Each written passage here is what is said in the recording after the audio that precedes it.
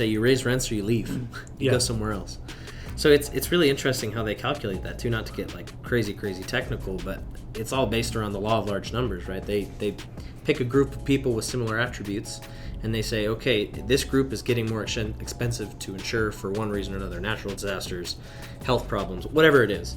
And then they say, okay, this group is going to get raised rates. And if everyone is getting kind of lumped in because they live in the same demographic or something like same area, and rates raise, it could be because you didn't do anything. Like nothing could change for you, but because in the area you live in, the type of people that you're insured with, their risk is increasing, you get lumped into their costs, and it's just happening all over. All right, so what are we talking about today? So today I thought we would talk about inflation. We hear a lot about inflation, and it's on everyone's minds because it doesn't seem like the dollar goes quite as far as it used to. But one of the big things that tracks inflation and that people look to see, what is it actually, am I crazy, that kind of thing, is the CPI, the Consumer Price Index.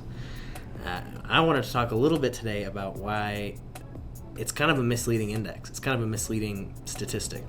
So CPI is, what you're saying, CPI is BS? Yeah. Okay, all right, Let's talk about it. Let's find out why, because that's the one the government uses, right? Yeah, so there's a couple indexes that it uses. So for Social Security adjustments, for inflation, they use CPI. The Fed uses a different index that they create in-house. Right. But for like things like Social Security and benefit adjustments, they use the CPI. Right. So in 2024, the CPI was on average 3.5% increase. Which is not reflective of what everybody's feeling in their pocketbook, right? Not at all. So the question is why, right? Like, how is it that, the average consumer can say, hey, like when I go to the grocery store, it is not up 3%. 3% is, it's there. If normally my groceries are $100, now it's $103, but that's not what's happening, right? And so I think maybe let's dive into it a little bit and figure out like how are they coming up with this number, because that's not what all of the rest of us are feeling. Why would there be a conflict of interest there? Yeah. So I think to give a little bit of background, give a little bit of color and context, we have some examples of two super famous restaurants everyone goes to and how much they've changed in the last 10 years. Okay. So we've got McDonald's and we've got Starbucks. If you wanted to go through some of these items here and talk about how much common items are actually increasing, not just 3.5% per year. We're looking at probably 10 to 12% per year on some of these items. Well, and on some of them, depending, right? So my famous one, I try not to eat at McDonald's. At least we don't admit to that publicly. I was gonna say, me right? too. Yeah, we don't do that. But they're drinks, right? It used to be you go through the drinks, and it was $1 for any size soda that you wanted, right? So it was actually cheaper than the gas station, and you didn't have to get out of your car. So it was cool. But now, so it went from $1, now it's $1.30. But that's a 30% increase, and that's from last year. And that's just in Utah. Yeah. On the list we've got here, it's $1.61 for a medium drink. Really? Yeah. So I think Utah, with the soda markets and all the soda monopolies, we buy they try in bulk, so we can still get a little bit of a discount. But still, 30%, that's a big number compared to 3.5%, right? So admittedly, that's one item, but this is where people, I think, are feeling it, is they're saying, hey, like you're telling me it's 3.5%, but my drinks are now costing me 30% more at McDonald's anyway, right? But what are some of the other ones? So some of the others that they have on here is for a 4-piece Happy Meal. It's one of my favorites. I like my Happy Meals. You have favorites, but you don't eat there. Well, if you're gonna go, you might as well be happy. Right. From 2014, the original price was $2.99. We're up to $4.99. So that's a 67% increase in 10 years. It gets worse. Okay. A medium fry, 2014, $1.59. It's up to $3.79. It's a 138% increase in 10 years. Okay. So you do the math on that. That's 13% per year. Is that right? Yeah. Yeah, 13.8% per year. Yeah. Over 10 years, which is way different than 3.5%, right? Interesting. And if you do go to McDonald's, there's two things that are actually worth it. One is the soda, and two, they have decent fries. Chicken nuggets. I'll give them the chicken nuggets. Maybe. We'll see. And McDonald's number one highest increase in the last 10 years is the McChicken. The McChicken. From $1 to $2.99. It's a 199% increase, 10 years. Wow, so that's 20% per year on chicken. I was going to say that's out of my price range now. Right. That's intense. Now, The other one that we had was Starbucks. We'll go through a couple of those. Used to be able to get a grande cafe latte for $3.65. They're at almost $5, 22% increase. Their number one increase was the cake pop. $1.50 to start. What do you think it's at now?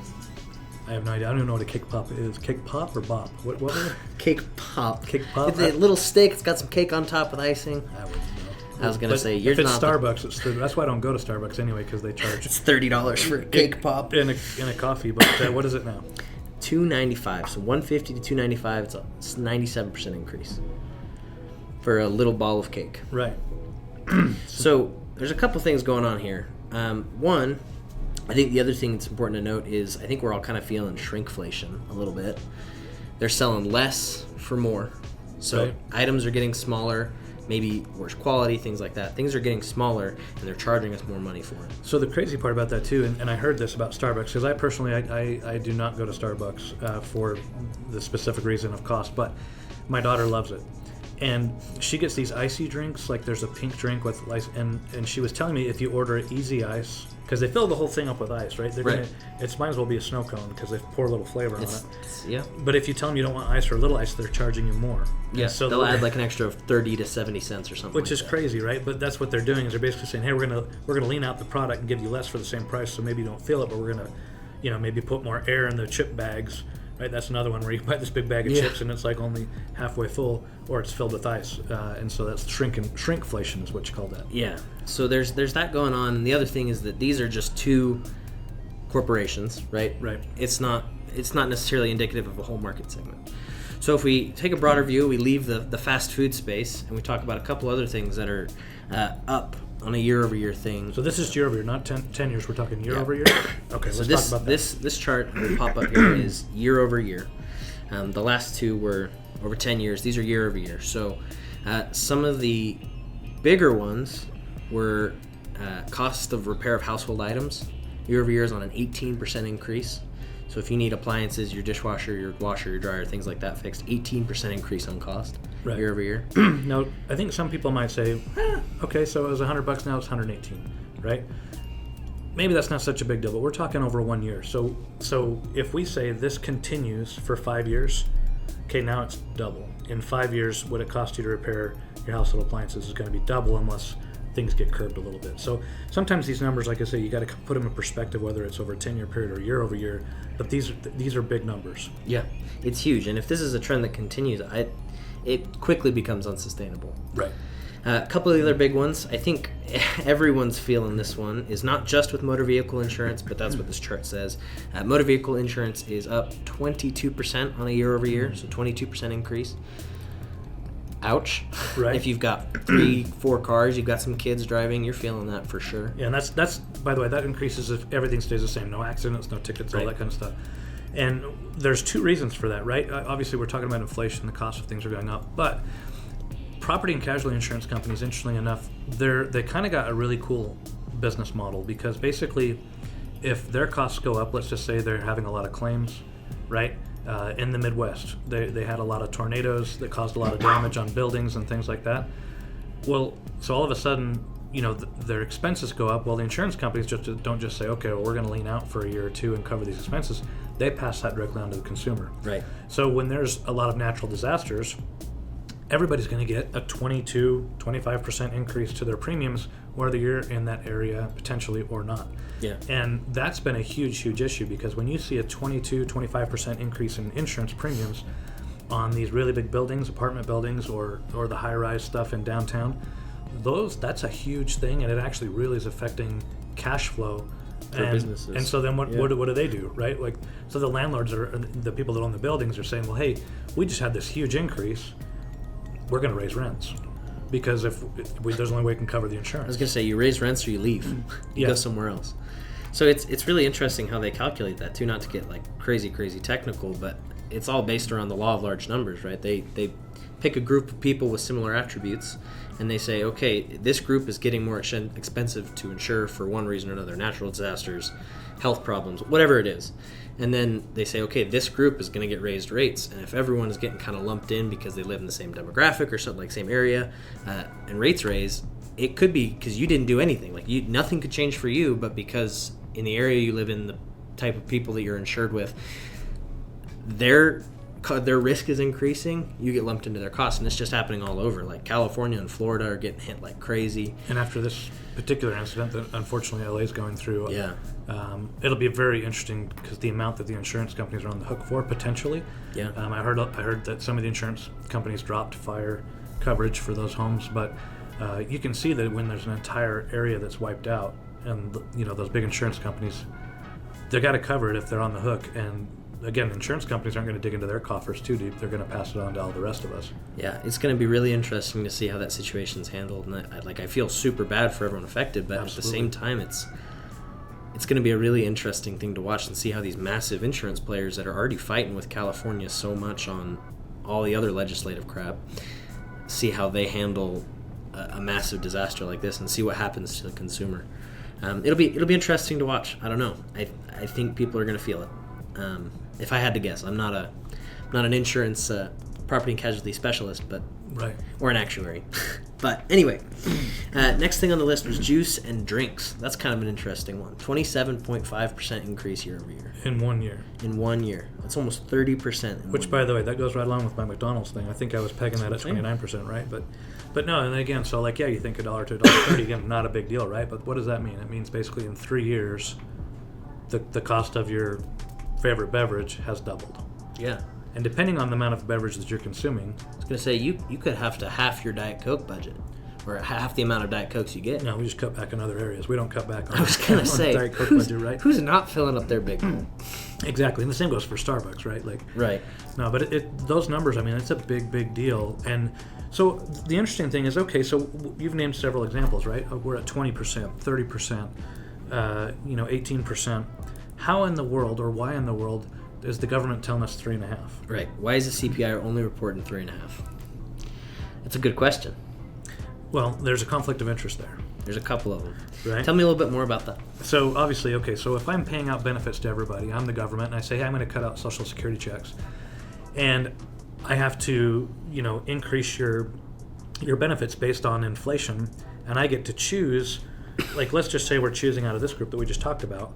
Well, I'm going to go with the lowest possible one. What was the lowest possible one? If we had a McDonald's one, right, and we could find one that only increased like 5% per year, I'm going to say, okay, I'm going to peg your increase in your benefits based off of, the McFish or whatever it is. What do you call that? The fillet of fish? Yes, McFish. Whatever it is, because nobody eats that anyway, so the price hasn't really gone up, I don't think. But, you want to choose something because you're on the hook for this. So what they actually did, and this goes clear back to like the Clinton administration when they claimed to have balanced the budget. Well, what they did is they redefined a lot of the inflation indexes, and because again, the cost of the government was going up because they have to pay all these benefits. So they said, hey, we're going to change the index. We're going to take certain items out, and we're going to choose the items that don't go up that much. So that's what we're on the hook for. And when you start looking at some of those things, I mean, I believe that they took out housing. Yeah, so, I mean, I think you're on to something really important there. The way they calculate it is they have like a metaphorical basket. Right. And they put items in this basket that people are most likely buying or most commonly buying. So I think this year there's like 612 items in their basket that they take the average price and look at the change in price, blah, blah, blah, blah. So they're picking and choosing what goes into this basket and then saying, okay, this is how much we're going to increase your benefit for. So I think you're exactly right. Like some of the, and it's interesting, how they pick and choose. Like this year, I think some of the things that are going into the basket are disposable e-cigarettes, Apple, like smartwatches. What? This is 2023. Oh. Gin. Gin as in the alcohol? Gin, yep. Really? Air fryers. Oh, gotta have that. Milk and meat substitutes. And some of the stuff coming out, landline telephones. Oh, they're obsolete. Swiss rolls. Didn't know that was even a thing. Nightclub admissions. And digital cameras. Okay, for retirees, were nightclub admissions? Yeah. Like, really? Yeah. So, I mean, when you look at that, right, those are pretty random things. Swiss rolls, nightclubs, like, what in the world? And, are you kidding me? Like, Swiss rolls are a household staple. I don't know when the last time I had a Swiss roll. I was going to say, I don't think I didn't know what a cake pop, bop, whatever that thing is, like you were talking about. Apparently, I'm out of touch. But I mean, what are the main things that when you look at somebody's actual budget? I don't think it's Swiss rolls and nightclubs. I mean, it's talking about gasoline, right? Right. Energy costs. Energy housing costs. Yeah, payment on your house or your rent. those things, but they don't want their index tied to that because they know for a fact, especially here in Utah, if you look at the cost of housing over the last 10 years, it has skyrocketed.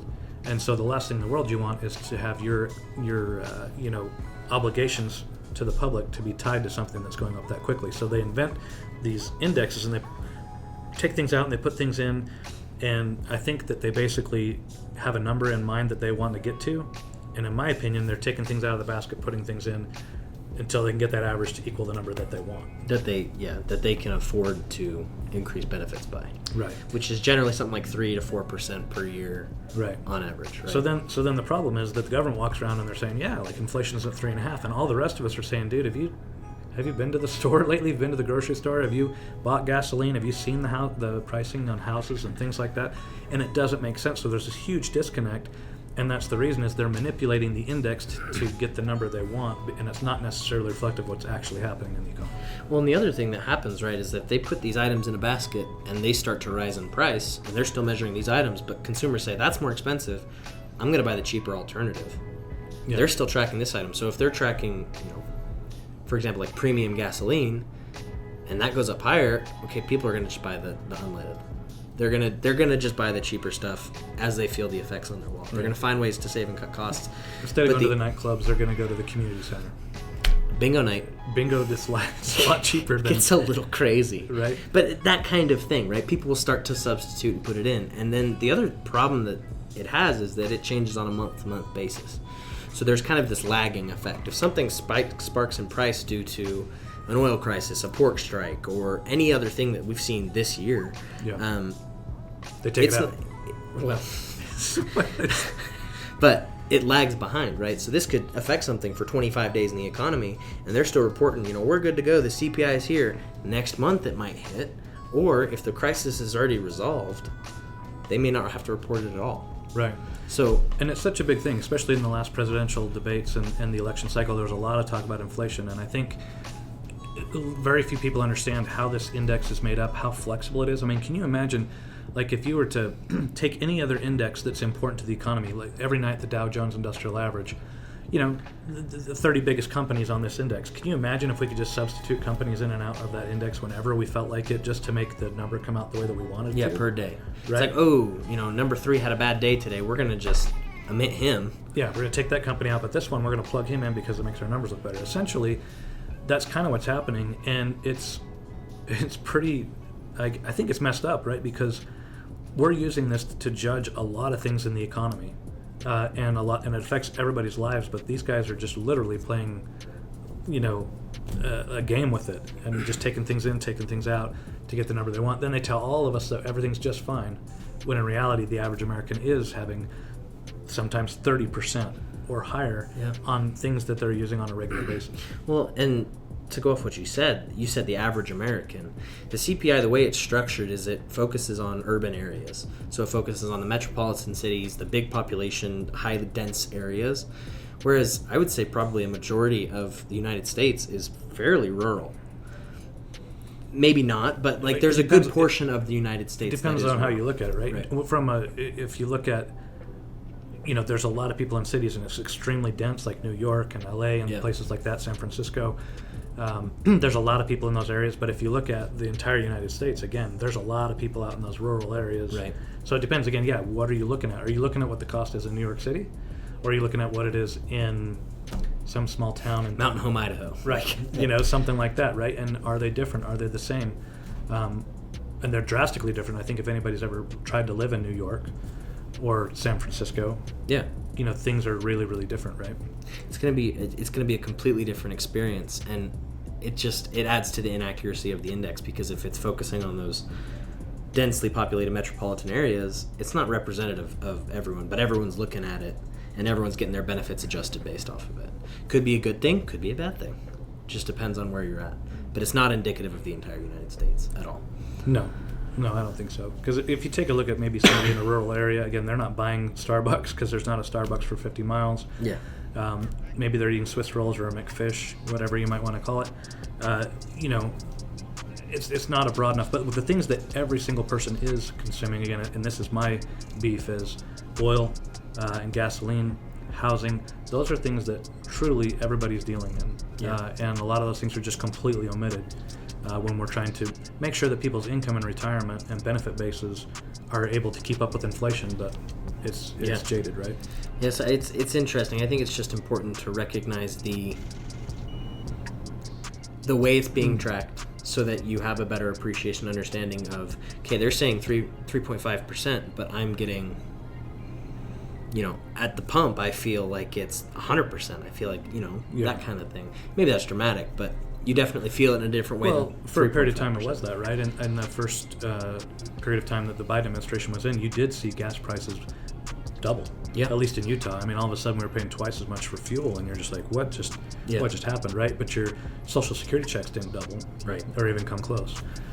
So there's all that. But what's fascinating, and maybe we'll have to do another podcast or a little episode on this, is that inflation stinks. Everybody hates it, right? Even my kids, my 12-year-old daughter asked me, she had a gift certificate to Little Caesars that used to have $5 pizzas, and so she was calculating how many pizzas she could buy with her $20 gift certificate. She got there and they were $8 a piece, and she was like, "Dad, what in the heck is this?" And I was like, "Well, it's inflation, right?" Yeah, you get half the pizza now. Right, exactly, and the quality's going down. Not that it was ever there, but it's really a separate podcast on the downfall of Little Caesars. Exactly. But what's interesting is deflation, which is meaning that things are getting cheaper, is actually more dangerous than inflation. Yeah. And so some people say, hey, we want prices to come down. And it's something that, again, the Fed and the people that are making those decisions, they really have to balance that carefully, because if you put an economy into a deflationary cycle, and we'll talk about that maybe later, it's actually even more dangerous than not. And I mean, we could do just a quick example, right? If you buy a house for $500,000 and 2 years later it's worth $350,000, and you owe the bank $150,000 more than what it's worth, right, you're in trouble. Yeah, you're upside down on a massive loan. Right. So on things that you consume, I mean, it's nice because I'm buying gas cheaper, right? But on a lot of things that are also really important in the economy, deflation can be really destructive.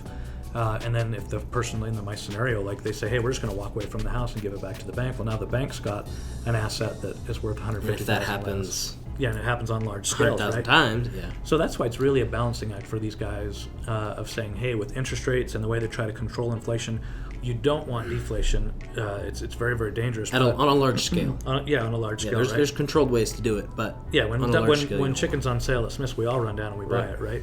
But they also don't want massive inflation, right? And so they're trying to keep this thing in a range. And the interesting thing is that the traditional range is around 3%. So they're coming up with this number saying, hey, we hit our goal. We're in the 3% range, when in reality is all they're doing is they're manipulating that basket. And you can only do that for a certain period of time. I think that's why a lot of people are starting to feel the pinch, because they're like, hey, I don't care what number you throw at me. I know when I go to the grocery store, it's a heck of a lot more than 3%. Yeah, I can look at my budget from 5 years ago, and I'll tell you what, it's a heck of a lot more expensive to go now and get the exact same items. Yeah. My milk, my bread, my eggs, that kind of thing. So it's interesting, and it's one of those things that we'll have to keep watching and see how future administrations change and come in and affect this stuff, and see if they're going to keep playing the same game or if they're going to come in and change. It'll be interesting. Well, to be honest with you, I mean, I think if everybody else has to have a hard standard as to what indexes are, right, in our industry, I honestly think, hey, government, if you're going to, you should pick an index. Yeah. And their smartest thing would have a really broad index that covers a lot of different industries. But hey, you can't be changing this to fit your needs all the time. You need to have an index and you stick to it. Well, and I mean, there are 3 or 4. So the Bureau of Labor Statistics deals a lot with inflation and monitoring that. Yeah. They have the Producer Price Index, which measures inflation with production. They have the Employment Cost Index, which is inflation in the labor market. The International Price Program, which is inflation for imports and exports. So I think it's important that they're looking at all these things, but is there a way to kind of condense all these things down and look at them together? Yeah. I don't know. I think they should just peg it off of McDonald's French fries. You're right. You know what Social Security would be doing if we just pegged it to the McDonald's French fry? I mean, the Little Caesars pizza? Yeah, even that one's up. What would that be? 30%? Yeah. Or more, actually. It'd be a bigger check. Yeah. So lobby your local congressman to head to Little Caesars. Exactly. And maybe that would change some things. But inflation's really interesting, and again, I think everybody feels it, but they may not understand how it works. So maybe that's enlightening some people.